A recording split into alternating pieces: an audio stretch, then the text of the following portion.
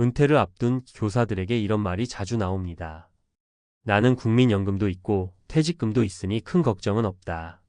하지만 은퇴 1년 차를 맞은 어느 교사의 이야기를 들으면 그 말이 얼마나 위험한 착각이었는지 알게 됩니다. 오늘은 전직 교사 김 선생님의 이야기를 통해 은퇴 후의 진짜 현실을 들려드리겠습니다. 김 선생님은 35년간 중학교 교사로 근무했습니다. 성실했고 학교에서도 인정받는 모범적인 교사였습니다. 그는 매달 연금이 나오니 경제적으로는 걱정이 없을 거라고 생각했습니다. 실제로 퇴직 당시 받은 퇴직금 1억 5천만 원과 월 국민연금, 사학연금을 합치면 약 350만 원 정도가 나왔습니다. 하지만 은퇴 6개월 만에 그의 표정은 달라졌습니다. 이유는 간단했습니다. 수입은 일정했지만 지출은 예상보다 훨씬 많았기 때문이죠. 가장 먼저 김 선생님이 부딪힌 건 자녀 문제였습니다. 결혼을 앞둔 딸의 혼수 비용, 전세 자금 일부 지원이 필요했고 아들의 대학 등록금도 여전히 남아 있었습니다. 은퇴 후에도 자녀에게 들어가는 돈은 멈추지 않았던 겁니다. 그는 내가 은퇴하면 애들도 다 컸을 줄 알았다고 말했습니다. 하지만 현실은 부모의 은퇴보다 자녀의 자립이 훨씬 늦었습니다. 두 번째 착각은 연금만으로도 생활이 충분할 거라는 믿음이었습니다. 월 350만 원이면 적지 않은 금액처럼 보이지만 실제로 살림을 꾸려보면 사정은 달랐습니다. 관리비, 식비, 의료비, 자동차 유지비를 합치면 매달 250만 원이 기본으로 나갔습니다. 여기에 경조사비, 손주 용돈, 병원 진료비가 더해지자 매달 통장은 바닥을 드러냈습니다. 그는 연금이 있으니까 괜찮겠지라는 막연한 생각이 얼마나 위험했는지를 뼈저리게 느꼈다고 합니다. 세 번째로 그가 놓친 건 시간의 무게였습니다. 교사 시절에는 늘 학생과 함께 바쁘게 움직였습니다. 하지만 은퇴 후엔 하루가 너무 길었습니다. 처음엔 이제야 진짜 나를 위한 시간을 갖는다며 여유를 즐겼지만 3개월쯤 지나자 공허함이 찾아왔습니다. 동료 교사들은 각자의 삶으로 흩어졌고 교실에서 받던 존경과 소속감은 사라졌습니다. 그는 학교에 있을 땐 내가 누군지 분명했는데 이제는 그냥 한 사람의 노인일 뿐이었다고 말했습니다. 자존감이 무너지고 삶의 의미가 흔들렸던 시기였습니다. 이 시점에서 김 선생님은 스스로에게 질문을 던졌습니다. 나는 정말 은퇴를 준비한 걸까? 아니면 단순히 퇴직만 준비한 걸까? 그는 그제서야 은퇴 준비의 본질이 돈이 아니라 삶의 구조를 새로 짜는 일임을 깨달았습니다. 이후 그는 작은 변화부터 시작했습니다. 평소 학생들에게 가르쳤던 글쓰기를 자신에게 적용해 매일 하루 일기를 쓰기 시작했고 동네 도서관에서 아이들을 대상으로 무료 글쓰기 지도를 시작했습니다. 수입은 거의 없었지만 마음의 공백이 조금씩 메워졌습니다. 그가 다시 웃음을 되찾은 건 나를 다시 사회와 연결시키는 일을 시작하면서부터였습니다. 퇴직 전에는 일이 곧 정체성이었지만 이제는 관계와 활동이 새로운 의미를 대신했습니다. 김 선생님은 퇴직 후엔 사회가 나를 불러주지 않는다. 내가 스스로 나를 다시 사회로 초대해야 한다고 말합니다. 그는 매달 한 번씩 지역 평생교육원에서 강연을 하고 그 수입으로 손주에게 책을 사줍니다. 돈은 많지 않지만 마음은 훨씬 넉넉해졌습니다. 전문가들은 말합니다. 교사 출신 은퇴자들이 특히 겪는 공통된 착각은 나는 준비된 사람이라는 자신감입니다. 교육자라는 직업의 특성상 계획적이고 성실하게 살아온 탓에 은퇴 후에도 잘 해낼 수 있다는 믿음을 가집니다. 하지만 문제는 그 믿음이 현실에서 작동하지 않는다는 점입니다. 학교라는 울타리가 사라진 뒤에는 계획된 인생이 아닌 예측 불가능한 하루가 시작됩니다. 연금은 안정적이지만 인간관계는 불안정해지고 자존감은 낮아집니다. 이 시기에 필요한 건 새로운 삶의 커리큘럼을 짜는 일입니다. 은퇴 후 성공적으로 적응한 교사들의 공통점은 3가지입니다. 첫째, 연금에만 의존하지 않고 소규모라도 자율적인 수입 구조를 만든다는 것. 둘째, 학교 밖에서도 자신이 할 수 있는 일을 찾아 사회와 연결된다는 것. 셋째, 무엇보다 시간을 관리한다는 것입니다. 시간은 은퇴자에게 주어진 가장 공평한 자산이지만 제대로 쓰지 않으면 가장 무거운 짐이 됩니다. 하루를 의미 있게 보내는 능력은 은퇴 후의 행복을 결정짓는 가장 중요한 기술입니다. 김 선생님의 이야기는 단지 한 사람의 후회담이 아닙니다. 그것은 우리 모두의 미래를 비추는 거울입니다. 나는 은퇴 준비가 되어 있다는 자신감 뒤에는 나는 은퇴 후에 나를 잘 모른다는 착각이 숨어 있습니다. 결국 은퇴란 새로운 출발이 아니라 삶의 재구성입니다. 그리고 그 재구성의 시작은 돈이 아니라 태도입니다. 김 선생님은 말합니다. 은퇴 후 가장 큰 착각은 내가 변하지 않아도 세상이 나를 이해해 줄 거라는 믿음이었어요. 하지만 진짜 자유는 내가 스스로 변할 때 오더군요. 시청자 여러분, 은퇴는 끝이 아닙니다. 다만 일로 증명하던 나에서 삶으로 존재하는 나로 바뀌는 시간입니다. 그 변화의 준비가 되어 있다면 당신의 은퇴는 결코 두렵지 않을 것입니다. 은퇴를 앞둔 교사들은 대체로 스스로를 준비된 사람이라고 생각한다. 평생을 학생들을 가르치며 계획적으로 살았고 연금과 퇴직금이라는 안정적인 기반이 있으니 남들보다 낫다고 믿는다. 하지만 실제 은퇴 후 1년을 지나며 그 자신감이 얼마나 허약한 착각이었는지 깨닫는 경우가 많다. 한 전직 교사는 내가 가장 크게 착각한 건 돈이 있으면 행복할 줄 알았다는 것이라고 고백했다. 그는 35년간 중학교에서 국어를 가르치며 학생들로부터 존경받았고 후배 교사들에게는 모범적인 교사로 통했다. 그런 그가 퇴직을 앞두고 가장 두려웠던 것은 경제적 불안이 아니라 심심함이었다. 하지만 막상 은퇴하고 나니 진짜 문제는 심심함이 아니라 삶의 구조가 무너지는 것이었다고 했다. 아침에 일어날 이유가 없고 점심엔 누구를 만나야 할지도 모르겠고 저녁이 와도 하루가 뭐였는지 정리되지 않았다. 그가 교사로 살아온 35년은 늘 누군가가 정해준 시간표 안에서 움직이던 삶이었다. 그 시간표가 사라지자 인생의 중심도 함께 무너진 것이다.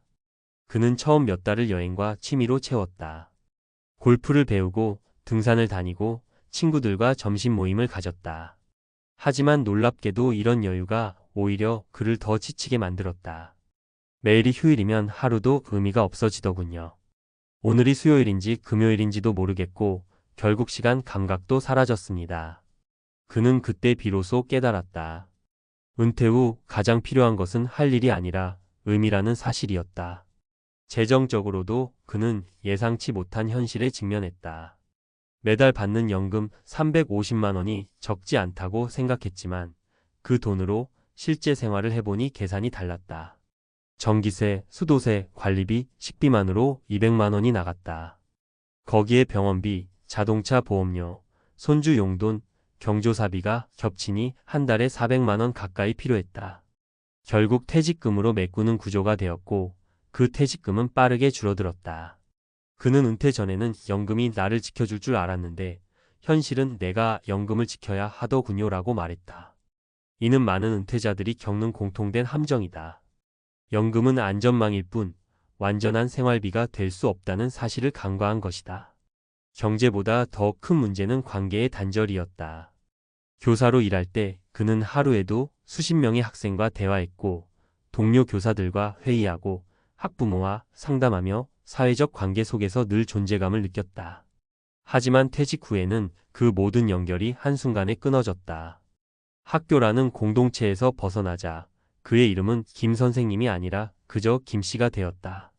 사회적 정체성이 사라지면서 스스로가 점점 투명해지는 느낌이 들었다고 했다. 그는 은퇴 후 1년 동안 친구나 지인을 만날 때마다 자꾸 자신의 과거 이야기를 꺼내곤 했다. 내가 교사였을 때는으로 시작되는 말들. 하지만 점점 사람들은 그의 이야기에 반응하지 않았다. 그때 그는 깨달았다. 이제는 과거의 나가 아니라 지금의 나로 살아야 한다는 것을. 이후 그는 자신이 가진 경험을 다른 방식으로 사회에 나누기로 했다. 학교를 떠났지만 가르침을 완전히 놓지는 않았다. 동네 도서관에서 글쓰기 수업 자원봉사를 시작했고 초등학생 아이들과 함께 동화책을 만드는 프로젝트를 맡았다. 처음엔 무급이었지만 시간이 지나자 아이들의 부모들로부터 소정의 강의비를 받게 되었고 지역 주민센터에서도 강연 요청이 들어왔다. 그는 돈을 벌기 위해서 시작한 일은 아니었지만 일은 나를 다시 사회와 연결해줬습니다. 라고 말했다. 다시 누군가가 자신을 필요로 한다는 느낌, 그것이야말로 은퇴 후 가장 큰 보상이었다. 전문가들은 이런 사례를 사회적 복귀형 은퇴라고 부른다. 경제적 보상보다 심리적 복원이 중심이 되는 삶의 전환이다. 연구에 따르면 은퇴 후에도 사회적 관계망을 유지하는 사람은 그렇지 않은 사람보다 우울증 위험이 절반 이하로 줄어든다고 한다. 문제는 대부분의 은퇴자들이 이를 알고도 실천하지 못한다는 점이다. 이유는 단순하다.